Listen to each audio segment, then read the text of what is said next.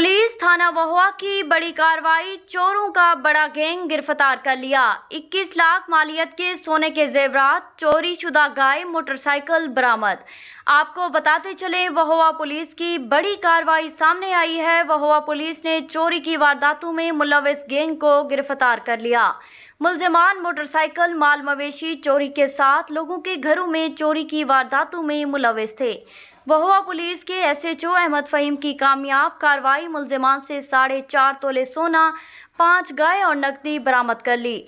4 मुलजिमान बशीर अहमद सकना चोनी, फैजुल्ला सकना परवा, फिदा हुसैन सकना खड़बुजदार, अब्दुल रहमान सकना चोनी को गिरफ्तार करके मुकदमा दर्ज कर दिया।